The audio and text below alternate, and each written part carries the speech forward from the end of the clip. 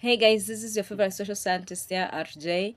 Welcome to our second episode on the Bible spiritual study at the Lens, RJ. I want us to proceed with where we left to proceed with Genesis 2 as we had planned. So I'm going to start right at the top at verse 1. Thus the Shemahim and the earth were complete, and all their array, that is like their forces or their host. It's like, think of them like what now people call the stars or the cosmic bodies that are so in the so-called space. So these were also created at that particular time, and they are also mentioned in the book of Enoch. And it is also taught that it is the fallen angels that actually taught humanity astrology. So anyway, let us proceed. We will see that when we get to Enoch in a few chapters. And on the seventh day, Elohim completed his work which he had done, and he rested on the seventh day from all his work which he had made. I want to mention that the calendar we use presently is not the calendar that Adam and Eve were using. The Gregorian calendar was just discovered some years ago, but it is not exactly the most ancient calendar. So Eve and Adam used to follow the cosmic order or cosmic nature, forces of nature. And you see, this is mostly indicated by the moon. So just like the woman's womb follows the moon, so did Kina Adam and Eve. So like their days were counted from the cycles of the moon. I just thought I should say that. And Elohim baraka the seventh day and made it kadosh. That kadosh means he set it apart because on it he rested from all his work which Elohim in creating had made. But you'll see this word is going to change right now because we're going to move from creating to forming. So you see, this creating is mental activity, but the forming, that means Elohim took a physical action into the action of creating whatever everything that exists. So in chapter 2 mostly you will see now the language here is going to shift from creating to forming, which is also very important. When you have these ideas in the mind, it means that you're able to create. But now what makes the dreamer and the implementer different is that the dreamer only has the vision, but now they does not implement. So Elohim did not just have a vision, he implemented his vision. So in chapter 1, he was having the vision, and in chapter 2, he's implementing his vision. And I am saying that Elohim created all these things when he was outside of them. Like Elohim does not have days to him. You see, even though it is recorded that he rested on the seventh day, it is not like he was limited to the seventh day or the 7 days of the week that were present at the time. So I you have to keep that in mind. Uh, these were the births of the Shemahim and the earth when they were created. So you see, the birth of the earth and the Shemahim is on the same day. It tells you that everything must happen first in the Shemahim and then in the earth. Can you see the order? Shemahim and the earth. They were born on the same day. So everything that must happen here on earth must first have happened in the Shemahim. So if, for example, Isaiah is able to prophesy about the Messiah, it means that to Elohim, that particular vision that Isaiah is having of the said future is passed to the one revealing it. Because if God is saying about it, it means it had already happened in his mind. It had already happened. He had witnessed it. So kind of Isaiah is just telling a past event. So think of it like that. The Shemahim and the earth have the same day of birth. That is very important for you to know. And that is why the watches are very important, because when you're watching, it means you're addressing the matters in the Shemahim, and you are alert in the world of the matter and time, which is the earth now. But anyway, now, no shrub of the field was yet on the earth. Can you see the difference? But we already saw that he already created all seeds and all the fruits, and every seed was to bring forth the fruit of its own kind, and stuff like that. But you can see right here in verse 5 that no shrub of the field was yet on the earth, and no plant of the field had yet sprung up, for Elohim had not yet sent rain on the earth. So something else has stand up. Other than water, we have rain. You know, other than water, we have rain. But you can see it's like water. Water is the large masses of water, and then rain is something that is supposed to sprout or provoke the earth to yield. So that is what was supposed to be sent by Elohim on the earth to help with with the plantations and everything. That is why it's very important to have rain harvesting structures. When it rains, that water should be harvested, because the nature provide for itself. But when we let that water just evaporate, and we just have it causing damage, and it is not being used to it is not being used, it's not being harvested, it is not being harvested so that it can be put to constructive use. It means we are not exactly utilizing the other resource that is mentioned, the other first resource. It is very important for rain to happen on earth. You see, if it were not for rain, the Bible says we would not have food, because the earth will not sprout anything. Nothing will sprout from the earth. But a mist went up from the earth. You can see that the humidity was there, but it was not able to make the earth yield. So that means rain is very important. And watered the entire surface of the ground. And Elohim formed the man. And Elohim formed the man. Okay? So you can see the first word or first action has taken place. He has formed man. Where has he formed man from? Let's say, out of the dust of the ground, and he breathed into his nostril the breath of life, and man became a living being. Okay? So, first, let us see. Here he is not talking about our image. Here he's actually taking an active action. Forming means you're active physically, you're taking part into something. And then you can see the material. The material of your creation is the dust. So you're made of dust, and unto dust you shall return. And he breathed what? Breath is breathing now something else. So it means that you are not the soil. You're not the soil, you're the breath of life. And man became a living being. You see, he did not become a living being by just the dust of the ground. He became a living being because of the breath, the breath that is breathed into his nostrils, and that is the breath of life. So this is the divine essence of Yahweh within each human being. This is the divine essence of Yahweh within each human being. And this is what makes us human beings. It is not our bodies. You see, they could have created so many bodies, but this breath of life is what they're not able to give you. This is what they're not able to hold when you die. If they knew how to evade death, the richest people in the world would not die. But they don't know how. And Elohim planted a garden in Eden to the east, and there he put man whom he had formed. Okay? So he has provided for man. God has provided for man. You see, you didn't just happen. You didn't just happen. Adam didn't just happen. Nothing just happens with Elohim. So he provided for man. You can see, he is providing for man. And Elohim planted a garden in Eden to the east, and there he put man whom he had formed. So he provided for us. And out of the ground Elohim made every tree every tree grow that is pleasant. Okay? He even knows that we like the things that are pleasant to the eyes. Yeah? To the sight, and good for food, with a tree of high in the midst of the garden, and the tree of knowledge of good and evil. Yeah, I want us to sit with that verse for a while. You see, so it was not by mistake. They didn't just happen to be there.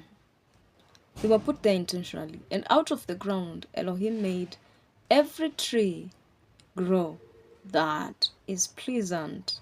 Elohim made, see, action. Made action. Every that is pleasant to the sight and good for food, with a tree of high in the midst of the garden, and the tree of knowledge of good and evil. So he put them there intentionally. It was not by accident. And if he put them there, it is because he knew someone was going to fall for the bait. So think of these trees as the bait. The devil's bait. This was the devil's bait. This was not Adam's bait. Even if Adam was the means to the end, this was just God showing the devil by the time you think about it. I want you to know that I am the reason why whatever you're using exists. So even the devil is very knowledgeable. He knows good and evil. Remember, this was an archangel that used to stand in the presence of Elohim. Lucifer was not just any angel. So if it comes to knowledge, Lucifer is more knowledgeable than most of us. And God gave him that intentionally.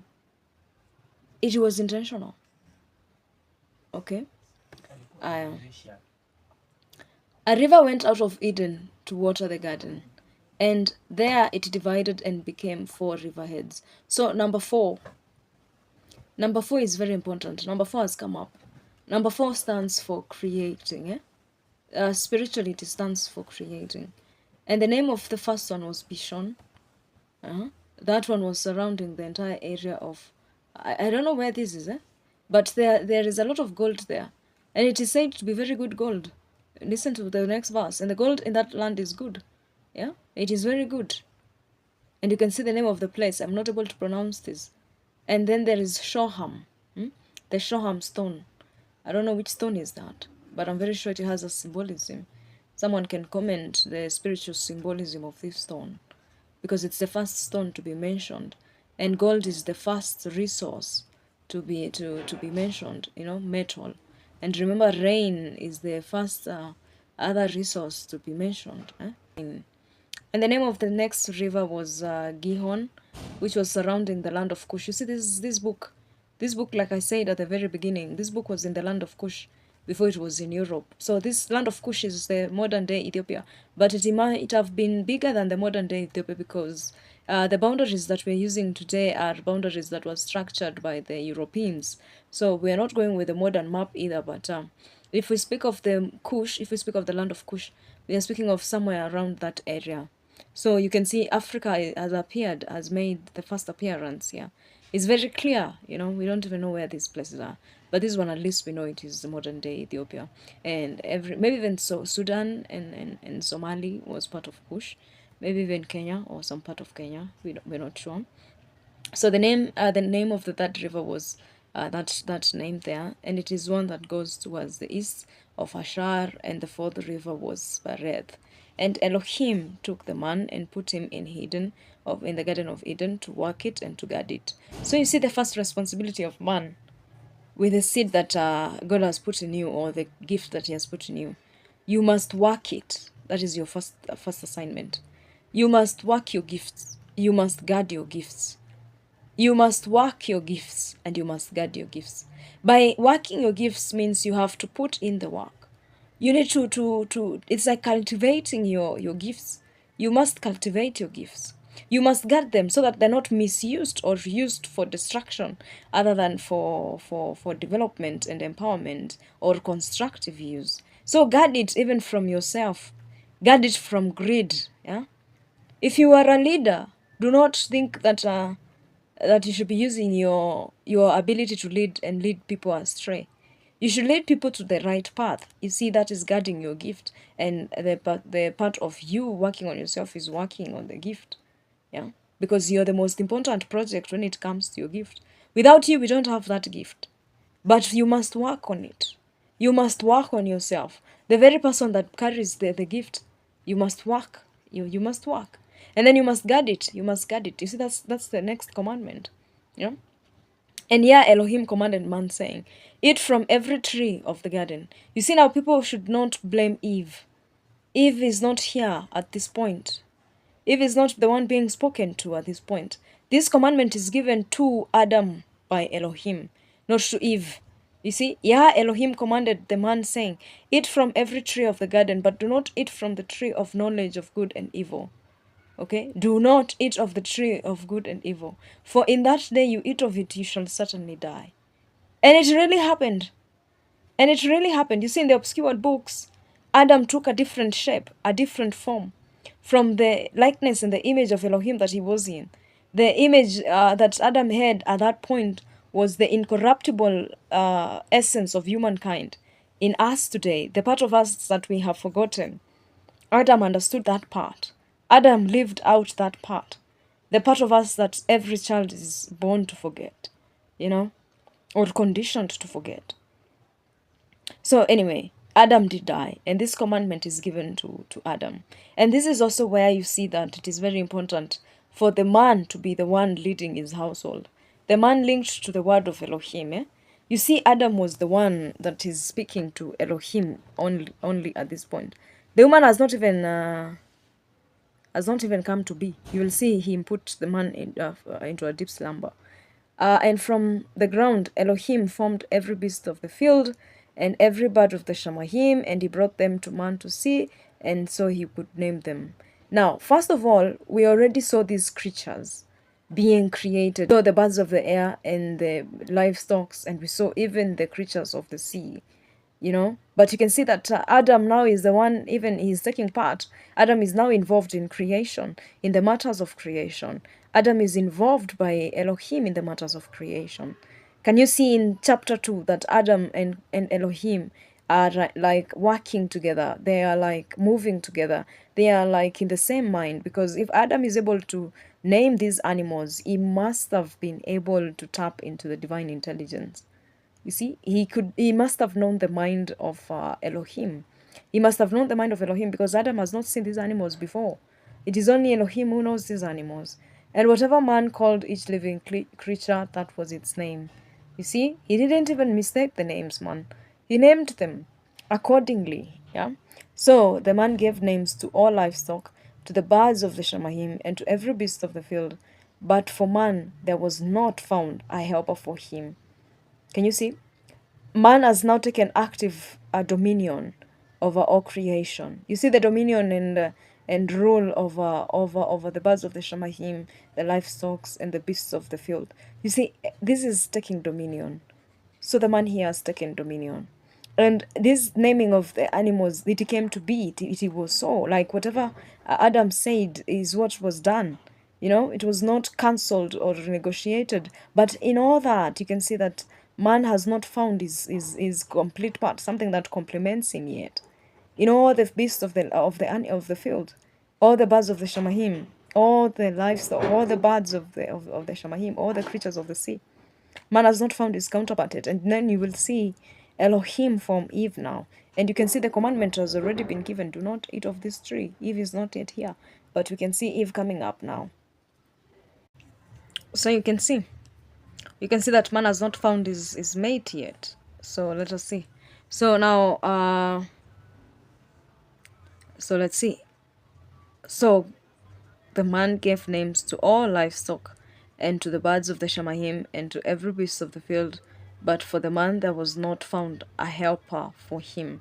So this word helper is important. You see, your helper is not less of what... You see, so if someone is your helper, it means they carry more. It means they carry more. If you're able to nurture your helper, you multiply what you have in their hands, or what you give into their hands. It is just their natural nature. So women, every woman that is a human being created in this man's likeness, because women are created from the likeness of man, not the likeness of God. Can you see the difference? So this helper is very important in a man's life. It is the only part of creation that complements a man. It is the only part of the creation that is considered to be of help to man. Every other thing man is supposed to rule over, take dominion over, they're supposed to just be above them, but not complementary basis. But you can see now when Eve comes into play, she's called a helper and she's called something else, a counterpart. So a counterpart is someone that completes you, someone that completes you. Every man has someone that completes them. Every woman has someone that they complete. So if we could stop the business of fornication and everything else in the name of dating, we would stop interfering with other people's counterparts.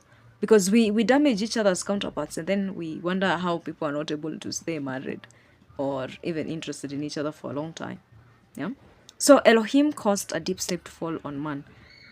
If a man is having trouble with their wife, I would advise you just sleep. You see, this was Elohim's way of solving conflict between marriages. If you're having problems in your house as a man, if you feel like you need to deal with this problem, just give it to Elohim, pray, and just fall into a very deep sleep. And then let Elohim work on your wife. And he slept. Adam slept. And he took one of his ribs and closed up the flesh in its place. So this is, you see, the woman is created out of Adam.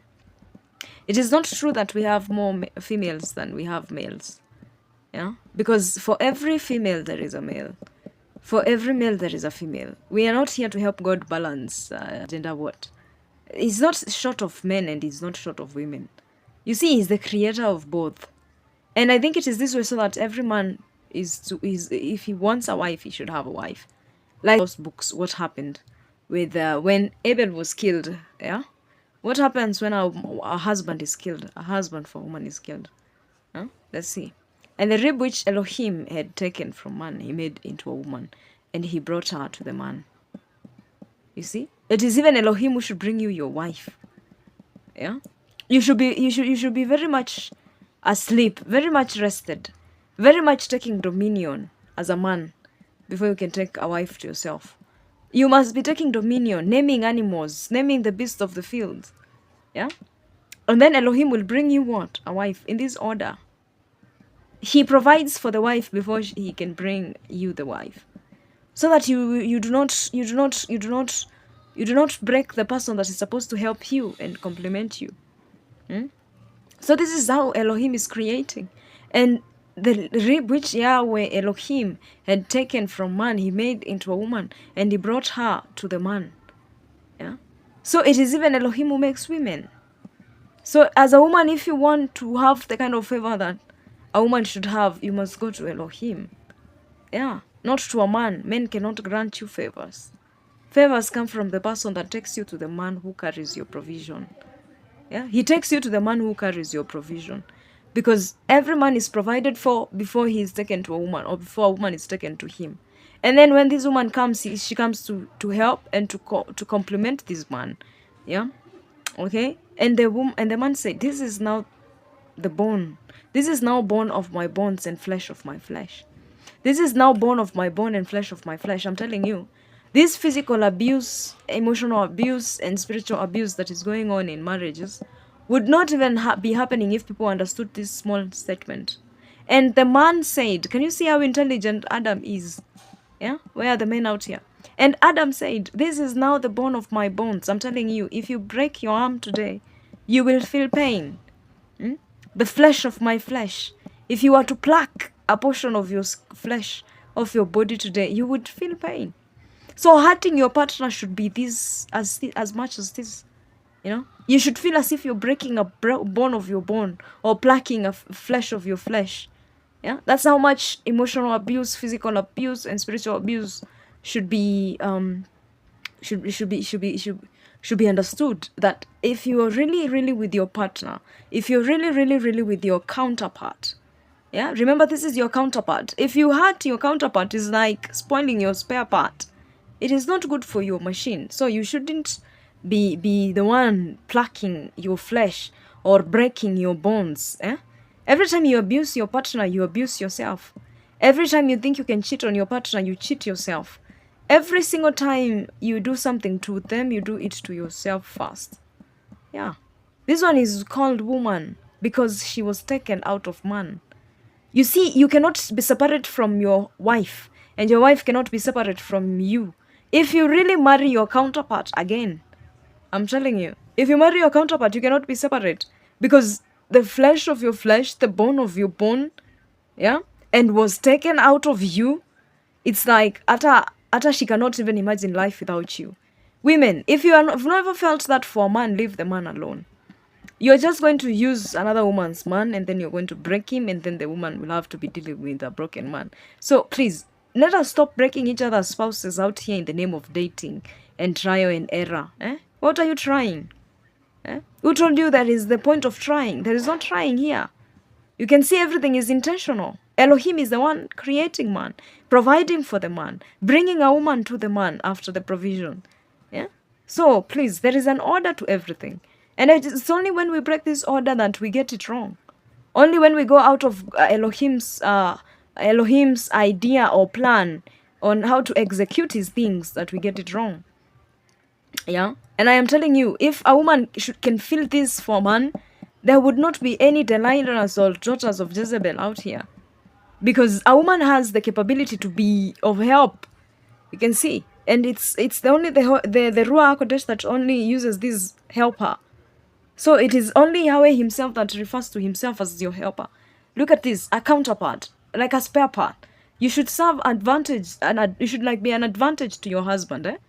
And you shouldn't be feeling as if you can be separated. If you can be separated, then you are not for each other. For this cause man shall leave his father and mother. You see, not a woman. Again, a woman is not demanded to leave her parents. I think a woman will leave her parents without her being told, but she will always be able to balance. You see, women are not confused. And join unto his wife. You see, you're not your girlfriend or another James, or you should join to your wife. You see, every woman and every man, as they get into the covenant of marriage, they should all have preserved and kept themselves for each other, so that on that particular day they shall join unto each other and be what? Man and his wife. Not if you have been trying here out, trying other people's companions, and you want to compare your soulmate to them, eh? That is not right. That is not how Yahweh planned for it. And when they were both naked, the man and his wife, yes, they were not. For this reason, a man shall leave his father and mother and join unto his wife, and they shall become one flesh. And they were both naked, the man and his wife, yet they were not ashamed. You see, if you want to get into the institution of a union, or you want to get into a relationship where you get married to someone, first of all, as a man, you must have the provision, as we have said. You must be in a position of rest, and you must let Elohim himself bring you the wife. And then you will leave your parents, you will leave your mother and your father, and you will join unto your wife, unto your wife, not your girlfriend, unto your wife, and they shall become one flesh. Like I said, it is impossible for a woman to hurt a man that is her husband, and it is impossible for a man to hurt the woman that is his wife, because you cannot hurt your person if you understood the meaning of you will be joined unto your person and you shall be one flesh. Hurting your person should hurt you. Hurting your person should hurt you. Cheating on your person should be cheating on yourself. You should very well know that you're cheating on yourself. You only lie to yourself, not just to them. You also hurt yourself as much as you hurt them. You compromise yourself as much as you compromise them. And they were both naked. You must be very naked. You must be very vulnerable with your person. This person must know you through and through. This must be the person you're not afraid to be yourself with, This is the person you plan and strategize with. This is the person that walks where you walk. This is the person that protects you. This is the person that covers you. You are each other's person. You belong to each other because now you have become one person. You have become one flesh. Yeah? The bone of my bones, the flesh of my flesh. He has cleaved unto you, and you have become his wife, and you have both become one flesh. That means being naked together. You cannot afford to keep secrets. You see, keeping secrets from your person is keeping secrets from yourself. Actually, just trying to deceive yourself. You cannot keep secrets from yourself, right? So think of it the same. The man and his wife, not the man and the man, or the wife and the wife. The man and his wife. This generation has it confused. Yeah. The man and his wife, not the man and the wife and the wife. The man and his wife. And yet they were not ashamed. You see, if you're with your counterpart, there is nothing to be ashamed of. If you're with your one person, there's nothing to be ashamed of. Because this is the one place that you will feel secure. This is the one person that provides you a safety net, whereby you can be vulnerable without shame, This is the person that makes you feel home and whole, Yeah. And it is important for everyone to have that kind of a balance in their lives. This has come up already in chapter 2. So marriage institution has already been mentioned in chapter 2. So the first social organization that has been mentioned, number 1, is the family setting. This is the first social institution that we have. We have the man and we have his wife. And if they must increase and be fruitful, then they will have children. They are going to bear children. So the first social institution that we have already mentioned right now is man and his wife. The first spiritual relationship we have is the man and Elohim. Yeah, Elohim. As for now, Eve has not even talked to Elohim. We have not even heard Eve's voice here. Up to now, we have not heard Eve's voice. The only person we have heard speak so far is Adam. And you can see Adam, when he's speaking in the divine mind. How is he speaking in the divine mind? Because you can see Adam is naming the animals. He's naming the animals. Yeah. And he gave the names to all the livestock and to all the birds of the Shamahim and every beast of the field and every beast of the field. Intelligence. So you can see man is also speaking from a position of intelligence. So as a man, it tells you that if you are not able to, if you're not in a position to say something intelligent, it is wise that you shut up. Yeah? Yeah. It is very wise. You don't have to talk a lot. If you don't have anything wise to say, it's best if you just keep it to yourself. Yeah. So because you're supposed to speak from the divine mind. That is the first demonstration that Adam has demoed for every man. The next one is that you're supposed to join into a family. You cannot be a man and have girlfriends. There's nothing like that. You cannot be a wife and have boyfriends. There's nothing like that. Yeah.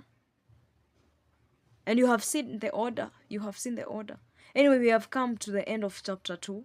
We will proceed from here in the next episode. So share and comment and ask questions in the comment section. Thank you for watching. I hope you have learned something. See you in the next episode.